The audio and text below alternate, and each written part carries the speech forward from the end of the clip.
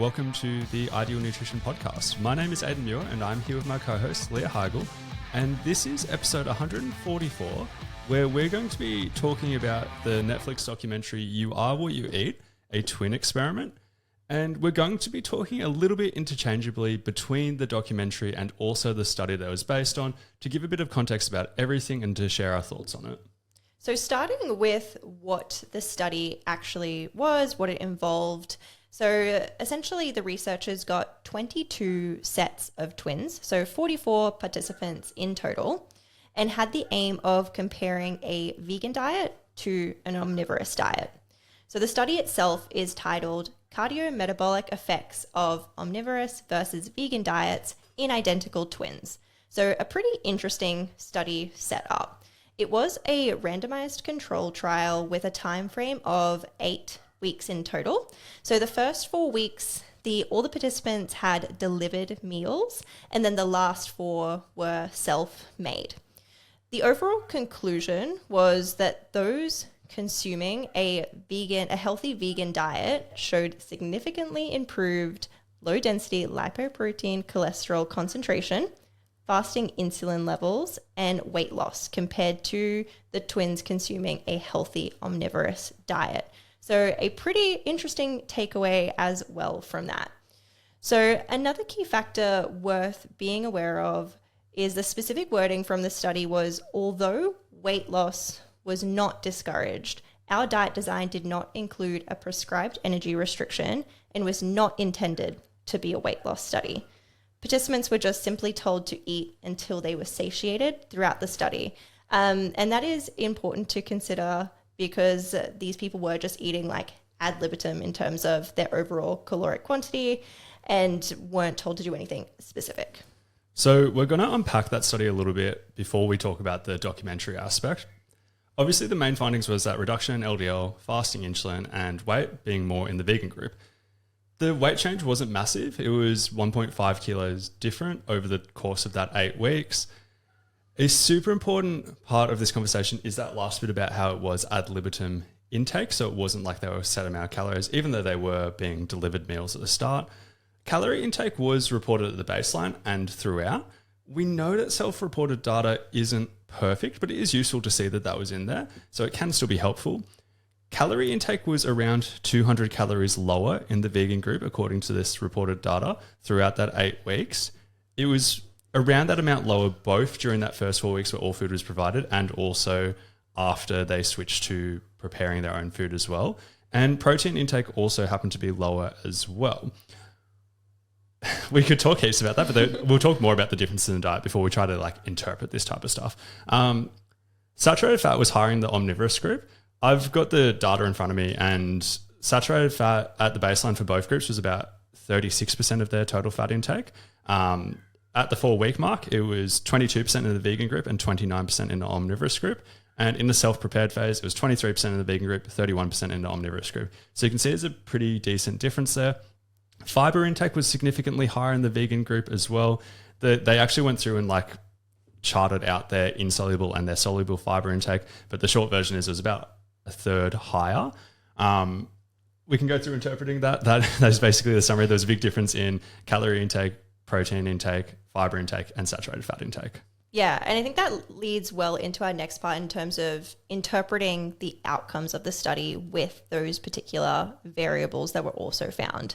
So as an independent variable, we know that reducing saturated fat, replacing it with things like polyunsaturated fats, typically does seem to reduce cholesterol. We also know that a higher fiber intake also contributes to reductions in cholesterol. And the reduced calorie intake is probably a huge factor here because there was a reduction in body weight. That probably does lean into that improvements in fasting insulin and LDL overall. So that can be interpreted in 2 kind of ways. This can be achieved with an omnivorous diet with some additional specific interventions. So there's no reason why you can't take the same omnivorous diet and just simply increase the fiber intake, decrease saturated fat, and reduce overall energy intake. We would likely see pretty similar outcomes to a vegan diet. So it's more about these other variables that are changing through people's food choices being vegan versus not vegan. Regardless, we typically encourage relatively low saturated fat intake and a high fiber intake, no matter what kind of dietary approach someone chooses, just because we know based on current research that all of these things do contribute to those health outcomes that we mentioned. And most people in general would benefit from eating like more plant-based foods, even if they starting at an omnivorous base, and then also minimizing their intake of high-fat meats. Alternatively, you could look at this and also acknowledge that being on a plant-based diet means that you're probably way more likely to do those things in terms of having a high fiber intake, reducing your saturated fat, etc. On a plant-based diet, particularly when you're taking a whole food kind of approach, is that these things just happen. You don't necessarily need these additional interventions on top of, I guess, your overall approach. So you could say, I'm going to go plant-based with a whole food focus, or you could say, I'm going to follow an omnivorous diet, and then I'm also going to further reduce my saturated fat intake and also increase my fiber and go into maybe a small caloric deficit for some weight loss. So I feel like the how of just going vegan is a lot easier for a lot of people to do as opposed to thinking of these multiple interventions. Yeah, I like that summary. That covers a lot of my thinking as well, just being like, these same things can be achieved on an omnivorous diet and on a plant-based diet. They made a big focus on how the omnivorous diet was meant to be a quote-unquote healthy omnivorous diet. So like they made a big emphasis on being like, we aren't comparing a rubbish omnivorous diet to a healthy plant-based diet. We're trying to compare like for like. We're trying to make them both healthy versions. But there are still these differences that we saw in terms of fiber intake, saturated fat, etc. And on an omnivorous diet, you could have lean cuts of meat, and then the saturated fat intake would likely be significantly lower. I think there's a lot of people who should be increasing fruit and vegetable intake, increasing fiber intake. There's many ways to achieve these things. That's basically a summary of the study. Let's talk about the documentary stuff, because there's a lot to unpack there. It gets a little stickier. Yeah. I obviously just watched this for work-related reasons, because I was like, I'm going to get a lot of questions, obviously. It'd be cool to make some content on this. One of the most interesting things that stood out to me is it really devalued how strictly controlled I think most people would picture a study like this. We will read a line that says something like, food intake was ad libitum. But there were so many bits of the documentary that really made me question how that should be interpreted. For example, they were getting DEXA scans at the start and at the end, which is really good because we had that data. That's really great. But in the documentary, they were being given different advice during the DEXA scans. Like there was this set of relatively lean twins at the baseline, and the advice they were given was they were really like the person giving the scan was really pushing them to eat more food to try and build some muscle. There were heavier twins who clearly were not given that same advice, and the emphasis of what would be a positive change to them would have been more related to weight loss or fat loss, right? So very different advice. And it begs a big question of, is it ad libitum if you were trying to eat more food? If you feel slightly full, but you're like, I need to eat more food, will you likely try to eat more calories? Is that still quote unquote ad libitum? So that's just an interesting thing when we're thinking about how this is meant to be interpreted. Another thing that devalued it a little bit as well is like in free living studies, we assume that adherence is not going to be perfect. They did do these moves like giving them pre-prepared meals, which should improve adherence quite a bit. But there's a few things that obviously stood out. One scene as an example of this, there was two twins, or a set of twins who were chefs, and they were eating stuff at work during the first 4 weeks when they were meant to be on the pre-prepared meals. And there was a bit of an explanation about that later, about how they didn't follow the plan closely as well, which we'll probably come back to. But I'm like, it was so interesting just watching that, being like, they're filming this, they're not commenting on this during the documentary. And it's like, it's one thing to be like, oh, I assume people aren't perfectly adherent. It's another thing to be like, oh, like they're actually filming this right now and not even saying anything about it. Yeah, I guess it's interesting to see like free living studies actually in action, to see how people actually do or do not follow the interventions they're prescribed. Yeah. So although we do have the overall results of the paper, an interesting part of the documentary was seeing, I suppose, some very specific case studies of different sets of twins throughout the process. So there were one set of twins, so the lean set of twins, and they had the DEXA scan pre and post the intervention. And it was pretty interesting to see the difference in lean mass gain that they both achieved during that 8 weeks. So like you said, they were told to eat a little bit more, which they did, and they gained overall weight. The omnivore gained 7.1 pounds of lean mass on a DEXA scan, and the vegan twin gained only 2.3 pounds of lean mass. So that was interesting to see. Obviously, there was probably a difference in protein intake, overall calorie intake, but even just seeing the difference in the amount of lean mass eating, quote unquote, kind of ad libitum was interesting.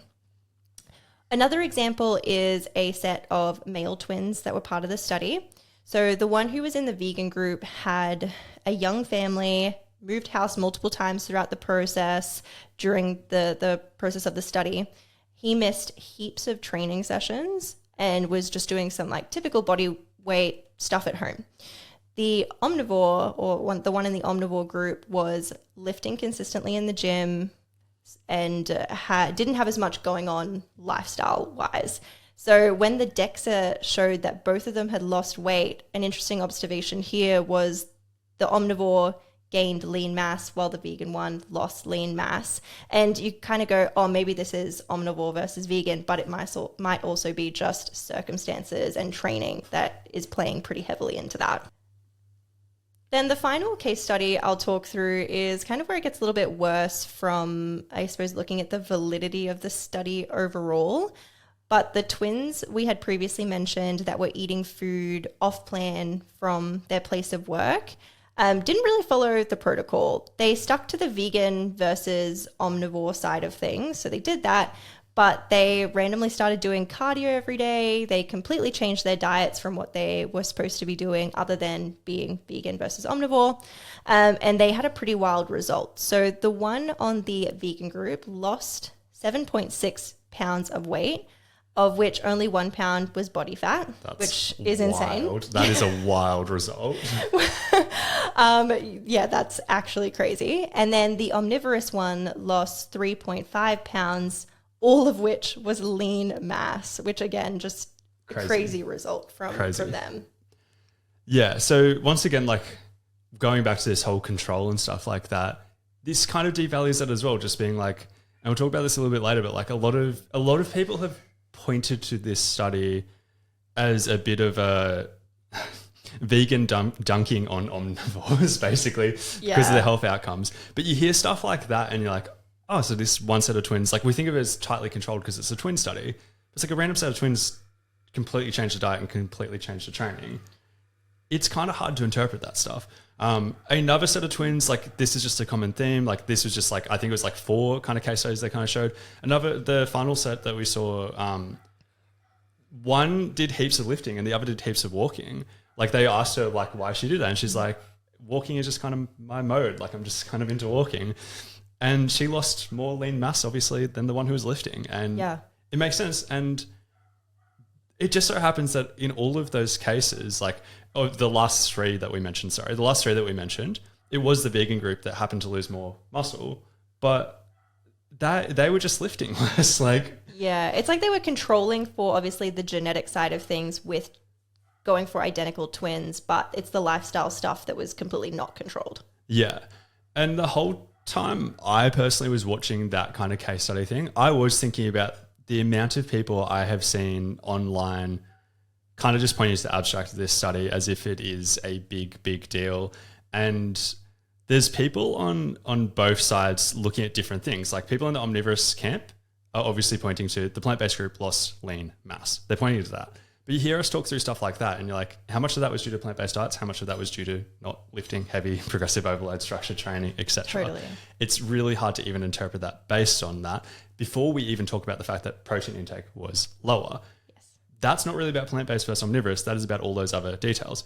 Then there are people in the plant-based group who are talking about stuff like LDL, visceral fat, fasting insulin, weight, and TMAO. And there's people on both sides talking about different things. And those arguments sometimes seem to be based on the fact that the belief that this is very, very tightly controlled.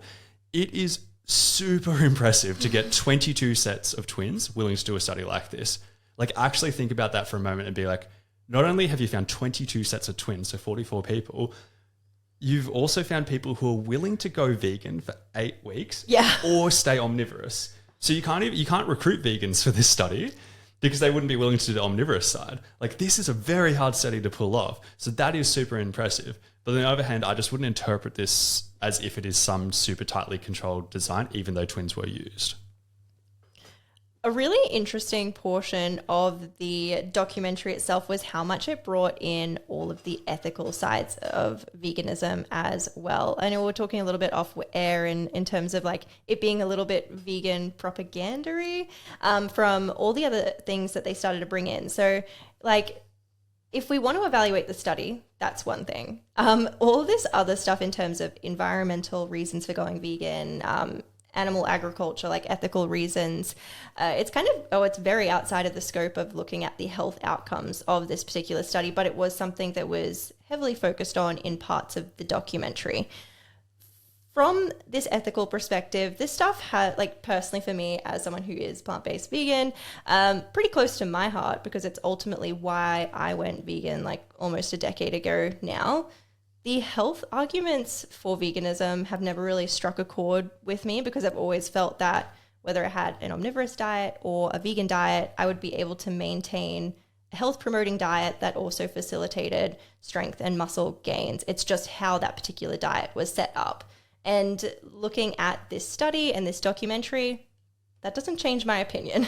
I still think both can be modified in a way that have very similar outcomes, whether we're looking from a cholesterol point of view, like metabolic disorder point of view, or if we're looking from a muscle gain, body composition point of view.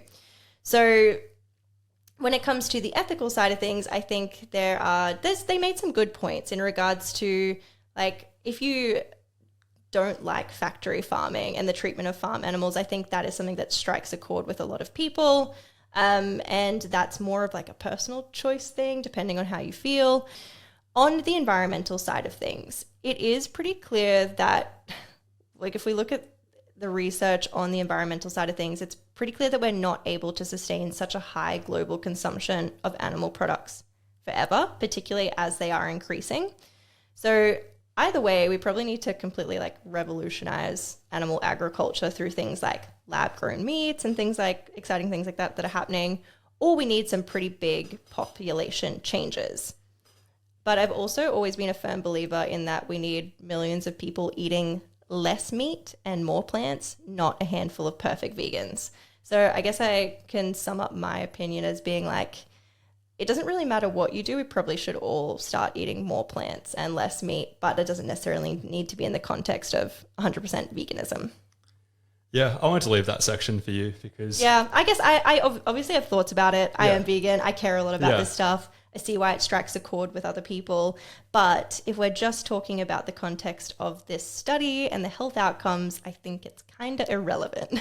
Yeah, and I like to separate all of the things in terms of, like, I like to separate nutrition, ethics, environment, etc., etc. Like, I like them viewed all individually. I feel like it can get messy when you lump things together. Yes. They all matter. But I also think that it was really important for us to put that into the podcast because I've also seen other people make content on this and then get ripped for not mentioning that, even though that was such a huge part of the documentary. Yeah. I mean, like, at the end of the day, we're a nutrition podcast. So we care about the nutrition and health outcomes, which is why we spent most of the time talking about this. But, you know, here's your little section on the fact that this stuff does matter. It just depends on who you are and how much you care about it. Yeah. So summarizing the rest of the stuff, I think it was really cool that twins were used for a study like this. Twin studies can be really beneficial from a scientific perspective for learning about stuff like this. The one thing that sucks is just because adherence to the nutrition and training was so different, it does kind of reduce the impact of this. Like, the obvious reason why twins are used is to kind of be like, if we get two people with the exact same genetics pretty much, how does this come out differently? The adherence does change that. But there's a few ways we can look at all of this from multiple angles. So the same results from my perspective can be achieved on an omnivorous diet. for many of these markers, when we're looking at things like body weight, fasting insulin, LDL cholesterol, you could make debates about TMAO, like that is a different kind of discussion. But all those metrics that I looked about with body weight, fasting insulin, and LDL, you could achieve similar results, right? Then you could look at the other angle and just be like, yeah, but it's easier to achieve these on a plant-based diet. Yeah. Like, you could say that the ad libitum intake was a weakness because it doesn't come out exactly the same, or you could say that in the real world, it's a bit of a strength because it kind of shows what typically happens when we look at these things. So it goes both ways with that. And from the other perspective, because looking at it being like, a lot of people interpret it as being like, oh, people on a plant-based diet lost muscle. That could also be avoided on a plant-based diet by using the exact same logic about how as like people on an omnivorous diet could eat higher fiber, lower saturated fat. People on a plant-based diet could eat higher protein. They could eat slightly higher calorie than they did in this study as well. You can achieve both things from both perspectives. I think it's an interesting study, but it doesn't exactly change the game on that type of stuff because we have so many things looking at this already as well. So would you say it changed your opinion on anything? No, honestly, no. Like, I've got pretty, yeah. Yeah. Yeah, no, my opinion hasn't changed. My opinion hasn't changed either. So this has been episode 144 of the Ideal Nutrition podcast. If you haven't yet left a rating or review, it would be so greatly appreciated for you to do so. But otherwise, thanks for tuning in.